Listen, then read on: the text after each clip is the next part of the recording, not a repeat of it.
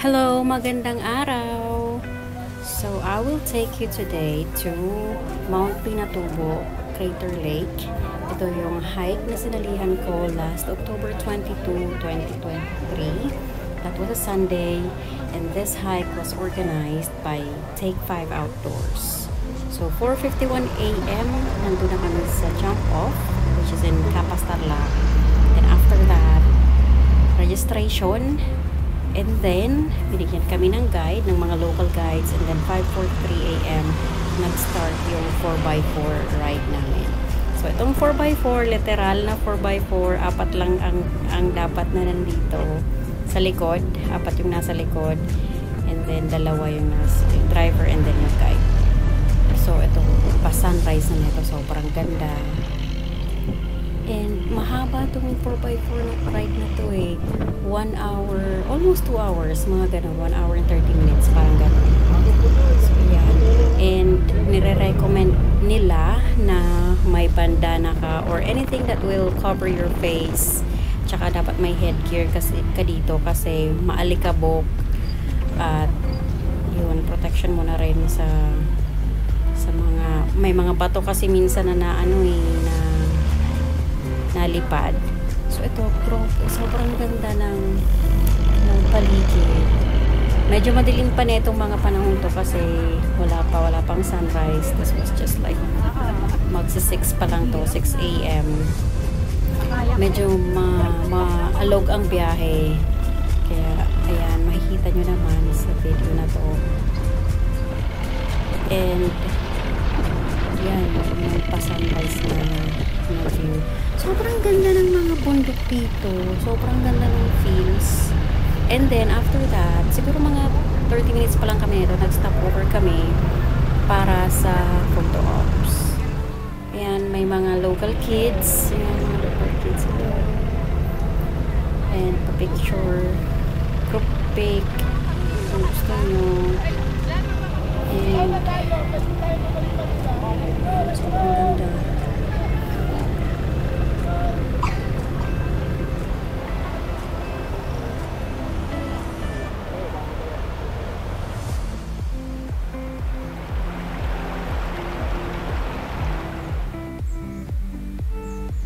Ayan yung mga kasama ko, shoutout nga pala sa inyo.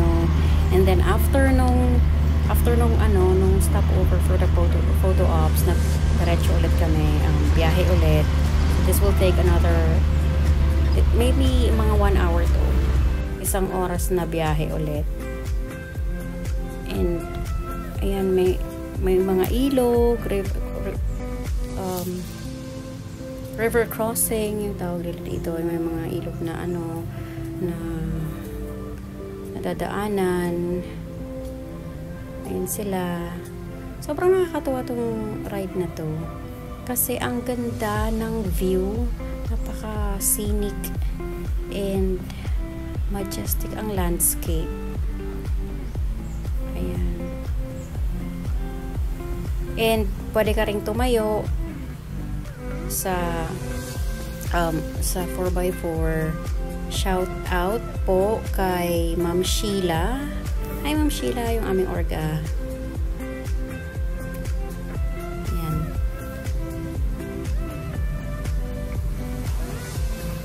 Sobrang daming energy. Hindi ko alam kung saan niya kinukuha yung energy niya. Ayan, ang ganda ng lugar na to, oh. Yung sobrang gandang magpa-picture, mag-video. And ito ulit yung mga challenging parts. Kapit lang kasi at nakakabilib tong driver namin eh. Nakakabilib. Actually, na lahat naman sila. Nakakabilib lang na yung kahit malakas yung current ng ilog, yung tatawid talaga nila yung 4x4. Ayan, ang ganda ng langit ng panahon to. And yun na nga, nandito na kami sa start ng trail ng 7 a.m. Ito na po, start ng hike. Group, Time check. 7:16 a.m. Nag-start kami ng trek. 7:16. And heads up lang sa mga magta-trek. Ito nga palang Mount Pinatubo na sa papunta sa crater. It's good for beginners kasi walang masyadong paahon. Ang problema lang dito is, yun nga, river crossing, tapos malhabang lakaran.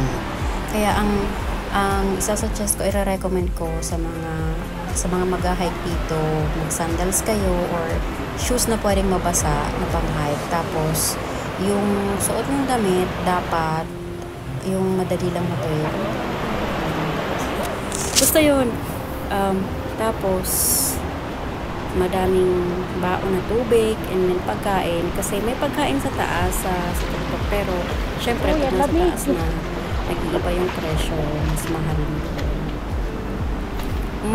Sa jump off naman, doon sa Kapas Tarlac, may mga binibenta silang tungkod. So that's 40 pesos each. Yung ibang mga kasama ko, bumili sila ng tungkod eh. Pero kami, hindi na kami tungkod neto. Kasi sa feeling ko lang para sa akin, yung tungkod kasi nakakabagal siya sa akin. Kaya mas okay na to. So, eto na, maliwanag ng part na to. Siguro mga 8 na to eh. Mga 8 a.m. Medyo nangangalahati na kami sa part na to. And ulit, yung ilog. And of course, I have to do this shot. Hello. Yung mga nakasama ko pala nung hike na to, shout out pala sa inyo. Of course, hindi ko alam kung yung mga pangalan ninyo. Syempre, buhay joiner tayo. Hindi ko sila kilala. Pag-isa lang ako dito. Pero yung mga kasama ko dito, nagkakakilala din sila sa mga hike nila before eh. And then, ayan, nagkaayaan. Instant friends. Dalawa lang kami mag-isang join kasi nagkakilala. Yan, river crossing ulit. Ito mga local kids. Yung mga kababayan natin. Yung dito. Diyan lang sila kayo.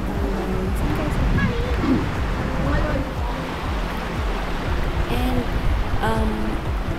maganda din tong trail ng Pinatubo for trail run kasi napakaganda. Ito, may mga daanan kami mga locals na naglalaba dyan sa ilog. Nakakatuwa lang kasi very provincial feels na naglalaba sa ilog. Sobrang linis kasi ng ilog nila. Crossing ulit. Daming river crossing dito pero sobrang ganda ng view. Sabi sa amin ng guide namin kanina, 2 to 3 hours lang daw yung hike. Pero depende pa rin eh. May mga kasama ako dito na first time nilang mag-hike. As in, first time na wala pa silang na-hike before. Pero sobrang liliksi. Ang bibilis magsila ka ng mga walang iya. Na sobrang hirap na hirap kami kasi team sweeper kami. Kami yung nasa dulo. Pero yung gap namin sobrang haba. Kaya tinanong ko sila nung naabutan namin, talaga bang first time ninyo? Kasi sobrang bibilis. So itong part na to is malapit na kami doon sa may mark. Sa may mark ng Mount Pinatubo. Sabi, pagod na agad ang tiyahin nyo. Ayun, sobrang ganda ng paligid. Syempre mainit kaya mag-ano din kayo ng sunscreen. And kung naka-t-shirt lang kayo, suot kayo ng mga sleeve. Ito na yung sinasabi kong mark. And then of course, di mawawala ang group pic dyan sa marker. And then after that, papunta na sa Crater Lake. May nakalagay doon sa marker na kapag bata ka lang daw, if you're a teenager, 15 minutes lang ang i-trek mo, nasa lake ka na.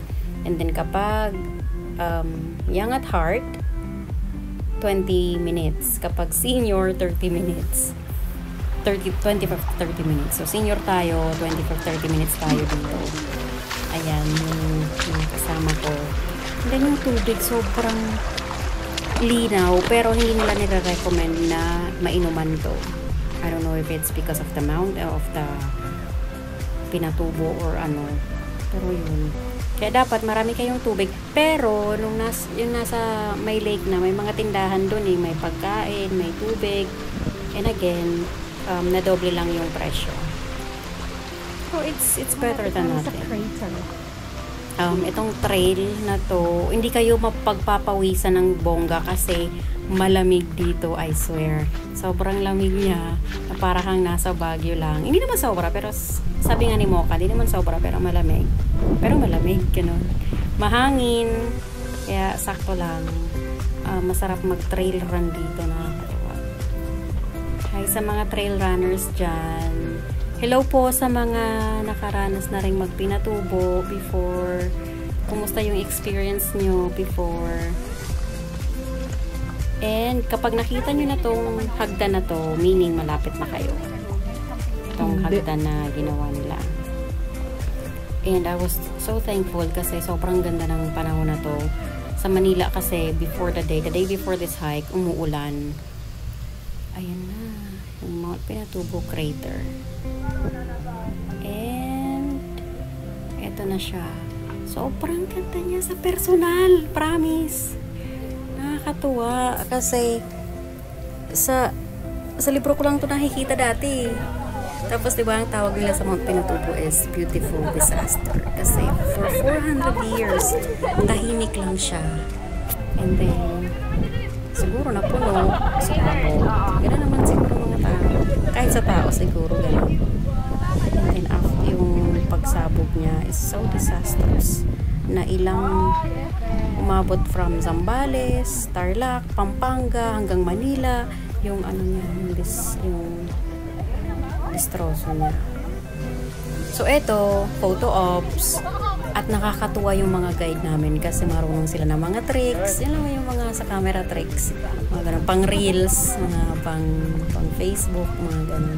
Etong part na to, pababa kami doon sa lake, and sabi sa amin ng guide before, pwede daw tong langoyan before kaya lang may disgrasya before, kaya hindi na nila sinasuggest kasi biglang lalim yan yun ang sabi. So yun, and dito na rin kami nag-lunch, siguro mga mga 10 ganon or 9:30 lunch muna. Pwede rin magpaluto doon sa may kubo na yun, nakikita nyo, pwede magpaluto, and again mahal nga lang. Ayun si ate kumakain yun. And also the shot, Take 5 outdoors. Ilalagay ko sa link yung description and then yung nila, yung website. Ang dami nilang hike na pwede nyo i-join. And pero yung since bundo ay vulkan na yan, sir. Binopromote nila yung mga joiner na maging friends. Nakakatuwa tong app na to. Hi po sa Take 5 Outdoors. Ang dami ko ng hike na nasalihan sa inyo. Baka naman. Pero sa hike na to, may discount ako kasi nga frequent, parang may points na ma-earn, and then nagka-discount ako.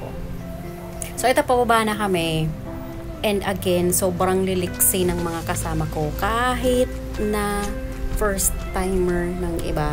Ang liliksi, ang bibilis. So kinuha lang namin ata to ng bumaba kami ng mga 10:30. Siguro mga 1.5 hour lang namin ito nilakad. Kasi nga, hindi masyadong challenging ang trail. Ang ma-challenge lang dito is yung mga batong maliliit. Yun, kaya kung naka-hiking sandals kayo, dapat may medyas kayo.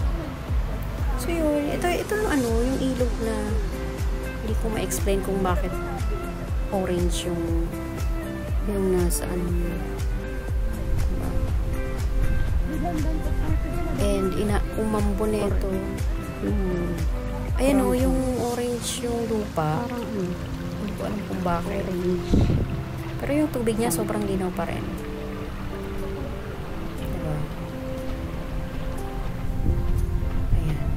So itong part na to, pa-picture kami ng pa-picture. Hindi ko namalayan na sobrang layo na pala ng gap namin ng mga nasa mid.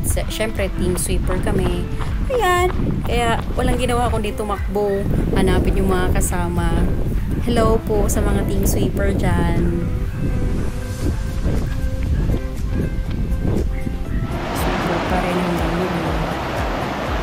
Balik. Since this is a back trail, kung ano yung mga nadaanan namin kanina, yun pa rin ang dadaan namin pabalik.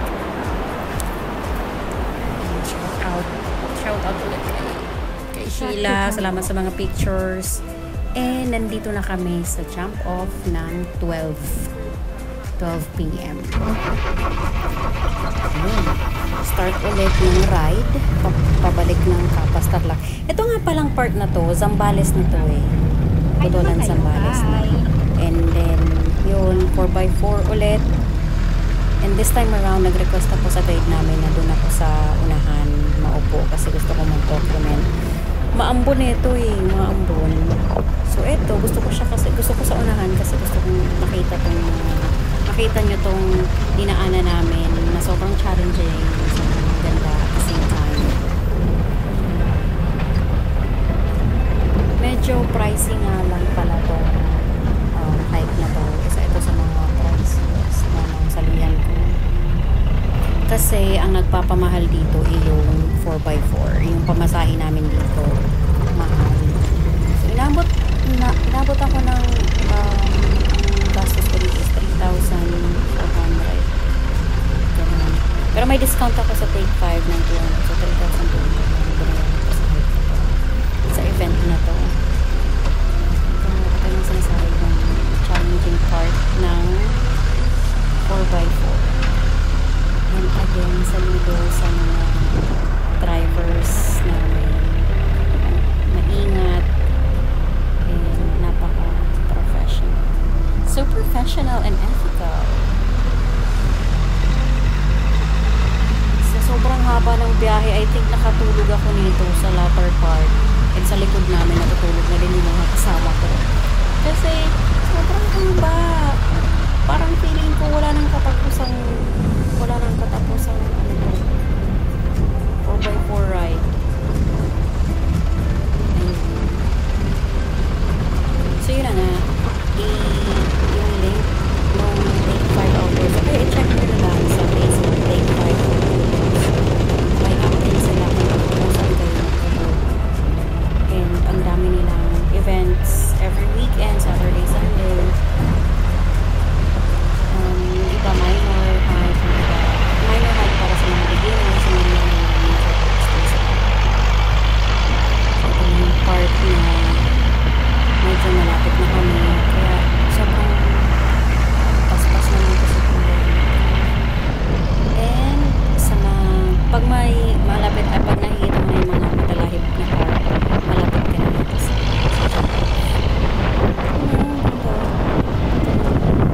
paligi. Thank you pala sa mga nakasama ko. Hello. And at alauna, 1 p.m. nakabalik na kami sa jump off. Ito yung jump off. Nandun yung tindahan. Doon kami magla-lunch. And dito din may shower area. Ang bayad dyan is 50 pesos. And this is our lunch. Ang bayad namin dito is 200 pesos. Only rice. Itong in-order ko tinola. Tapos may libre silang isda at tilapia. And then after that, after kumain at na mag-shower, uwian. So nakaalis ata kami doon ng mga 2 or 2:30. Tapos nasa Manila na kami ng mga 5. Before 5, ganon. Kasi nakauwi ako neto ng 5 p.m. na sa bahay na eh. Ang bilis lang. Ang bilis lang ng biyahe pa uwi. And again, thank you. Thank you for watching.